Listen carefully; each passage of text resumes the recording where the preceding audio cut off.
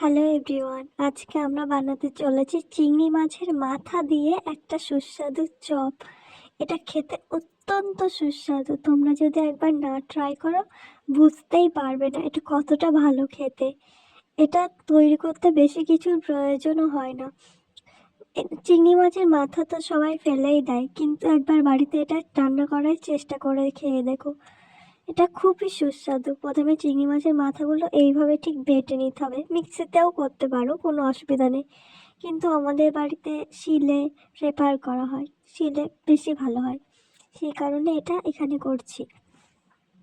দেখো একদম মিহি করে বেটে নিতে হবে ভালো করে। তারপরে বেসন, তার সাথে একটু পেঁয়াজ, তারপরে যা যা লাগে একটু সেগুলো নিতে হবে কেটে। বাটা হয়ে গেছে, এটা দেখো ভালো করে তুলে নিচ্ছি। সেগুলো সব পেঁয়াজের পেঁয়াজ কাটা ছিল তার মধ্যে। পেঁয়াজটা ঠিক মানে যতটা যে যেরকম বড় খেতে চায় সেইগুলো। আর বেসন দিতে হবে যতটা প্রয়োজন, হলুদ, নুন, লঙ্কার গুঁড়ো সমস্ত কিছু দিয়ে নিতে হবে। তোমরা চাইলে একটু রসুন বাটাও দিতে পারো, এটা অপশনাল, না দিলেও চলবে। নুন স্বাদ মতো দেবে। আর লঙ্কার গুঁড়ো যে যতটা ঝাল খেতে চায়, সবাই অনেকটা ঝাল পছন্দ করে না, বা কেউ অনেকটা ঝাল পছন্দ করে, সেই অনুযায়ী তোমরা ঝালটা পরিমাণ মতো দেবে তোমাদের স্বাদ অনুযায়ী।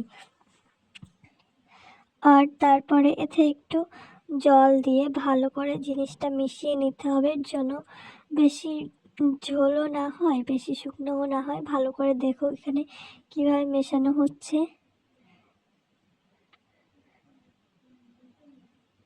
একটু একটু করে জল দিয়ে যতটা প্রয়োজন হয়, যেরকমভাবে চপ তৈরি করা হয় বা পাকোড়া টাইপের, সেই রকমভাবে এটা মাখিয়ে নিতে হবে। দেখো একটু ঠিক এরকম হবে, এইভাবে।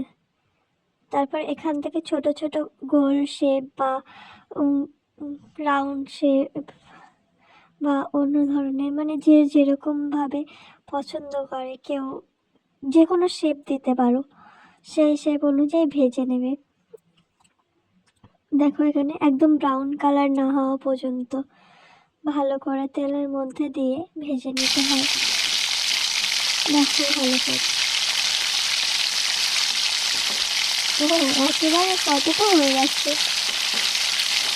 আর গাইস স্থান ইমাজিন, এই আওয়াজ ভাজার আওয়াজ এত স্যাটিসফাইং, কি বলবো। এটা দেখতে যত সুন্দর খেতে তার থেকে বেশি সুন্দর হয়েছিল। দেখো ভালো করে কীভাবে ভাজা হচ্ছে, যতক্ষণ না ব্রাউন কালার হবে ততক্ষণ তোলা যাবে না, বেশিক্ষণ লাগে না ভাজতে।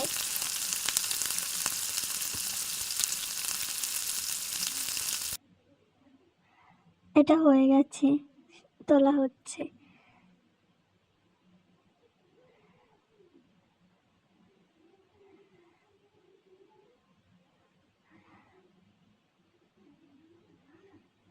ও, কি সুন্দর দেখতে হয়েছে এগুলো, খেতেও বেশি ভালোই লাগবে।